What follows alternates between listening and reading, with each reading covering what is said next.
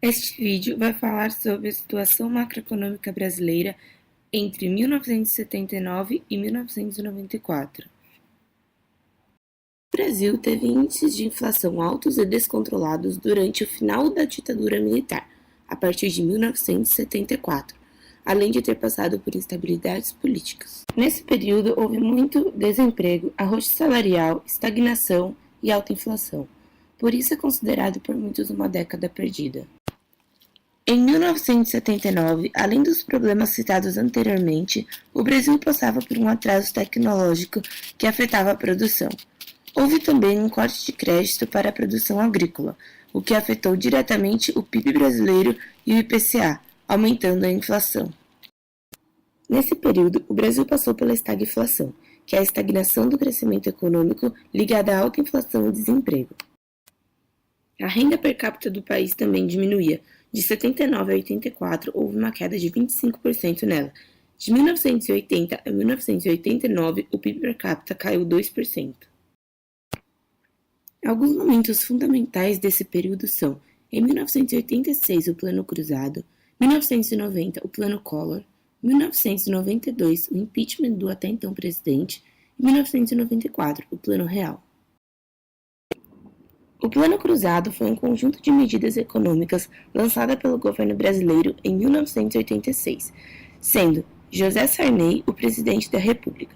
Foi o primeiro plano econômico nacional em larga escala desde o término da ditadura militar. As principais medidas contidas no plano eram: congelamento de preços de bens e serviços nos níveis do dia 27 de fevereiro de 86, congelamento da taxa de câmbio por um ano em 13,84 cruzados, equivalente a $1, reforma monetária com alteração da unidade do sistema monetário, que passou a denominar-se cruzado, congelamento dos salários pela média do seu valor dos últimos 6 meses e a criação de uma espécie de seguro-desemprego. O fator de fracasso do plano foi o desequilíbrio dos preços relativos da economia.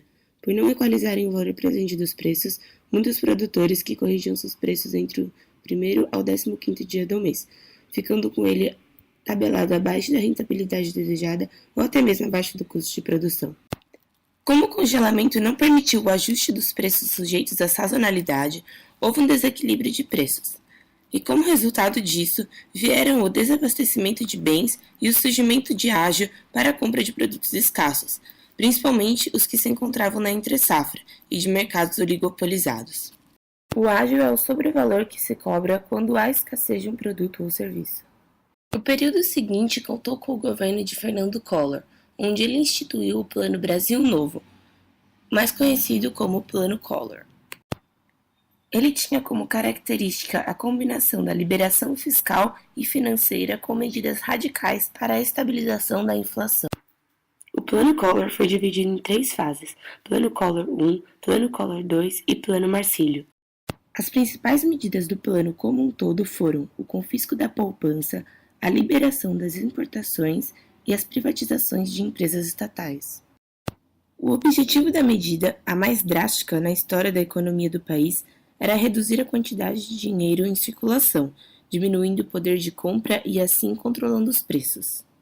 A princípio, a inflação caiu, logo depois ela subiu e, junto com problemas políticos, Collor sofreu um impeachment, que acabou com seu plano.